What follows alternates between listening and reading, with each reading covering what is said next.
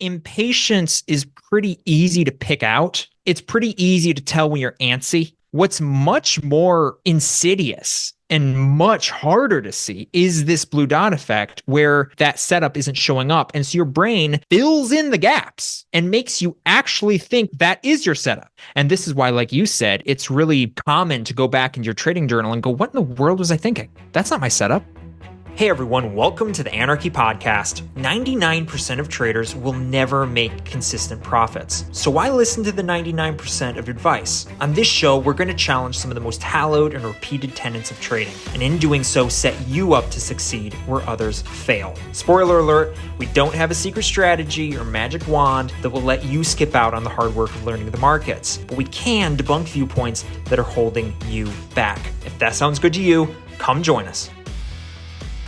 Hey everybody, welcome to the Anarchy Trading Podcast. Today we're going to take a look at how a psychological idea discovered by Harvard scientists decades ago can have a profound impact on your trading and how you can use it to your advantage. The last couple of weeks we've been diving deep into the psychology side of trading, and we promise we're going to get back more into the how-tos occasionally and some of the practical stuff, but this is a topic that we're really passionate about and we feel is really going to be the key to you becoming a successful trader. And that's why we're pounding the psychological side of trading so hard. And today to discuss more about this is Levi. Levi, welcome. Hey Jordan, how you doing? When you say like the practical side, this is a psychological idea. But this is going to have a really practical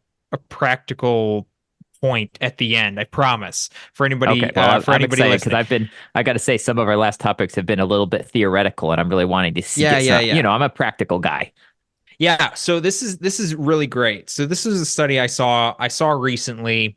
I saw a video of it on YouTube. I forget who it's by. I got to be better at throwing some sources. But the original study, it was done by scientists at Harvard. And it's a study that I just found really like eye-opening and clarified some things that I might have been wrong about in maybe some of our earlier podcast episodes. So I'll clarify the study. I'll tell you what the study was, and then we can kind of I'll bounce it off you, see what you think. So this study is called it talks about something called the blue dot effect. So these scientists showed that the study goes like this. They show people, and they did it many different times. They show people different colored dots, right? And tell the people to pick out which dots are blue. And it's harder than just, a lot of them were similar shades. So it was like blue, and some of them are purple, and some of them are kind of red. And so they would show them all these dots and tell them to pick out which ones are blue. People are, unless you're colorblind, very, very good at that. And no surprise, people were very good at picking out which dots out of all the different blues and purples and reds. They were very good at picking out which ones were blue. But the study continued where they kept showing less and less blue dots. And as the study progressed and they showed less and less blue dots, people got horribly bad at picking out blue dots. They started picking out non-blue dots. They started saying purple dots were blue. They started saying reddish dots were blue. People got awful at picking out blue dots as the study progressed. And this the shocking part about this, if that's not shocking enough, that people couldn't tell at the end which ones were blue and which ones are purple. They did this with different things. They did this with threatening faces. So we are very good by design and by many, many years of practice. Humans are very, very good at picking out threatening faces out of a group. It's part of our survival instinct. So they did the same thing with threatening faces. They would show the study participants a bunch of faces and tell them to pick out which faces were kind of threatening or mean or angry. and people were very, very good at it. But as the study progressed and they show less and less faces, people got more and more bad at picking out threatening faces and started picking out faces that were not at all threatening and saying they were threatening as well. Crazy. So when I heard this, and I now I can't stop thinking about trading and applying everything to trading, and now I'm a bit of a hammer and a nail situation. So forgive me if I stretch a little bit, but when I heard that, I immediately thought of how this applies to trading. I don't know if I'll throw it back to you. I want to hear your thoughts on kind of this study, whether you see this in real life. And I kind of wanted to see your thoughts before I kind of go into how I think this kind of applies to my trading and where I might have gotten some stuff wrong earlier. Yeah, well, as you were sharing that, I was going, "Oh wow, this is brilliant," because I can immediately see how that works in trading, both in my own personal trading and in some of the people that I coach in their trading.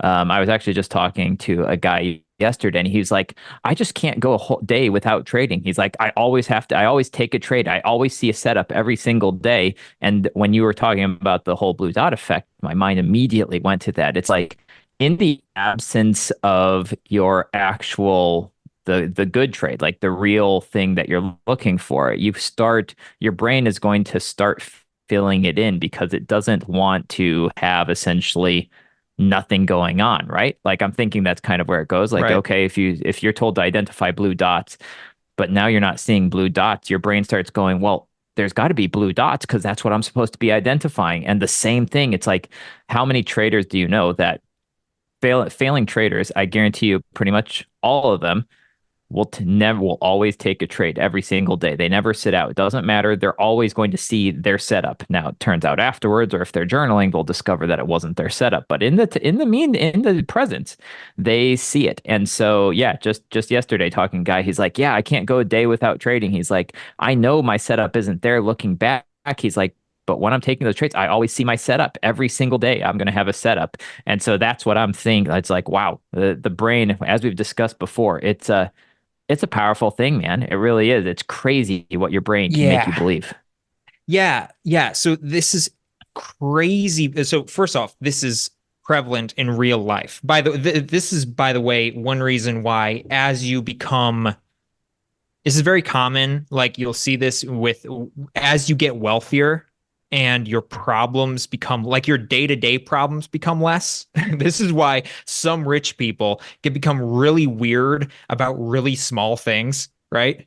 Because like as your worry about like will I eat tomorrow, when that problem disappears, if you're looking for problems, well, you're just your brain's going to find another problem, right? So instead of now worrying about will I eat tomorrow, it's will I eat something I like tomorrow?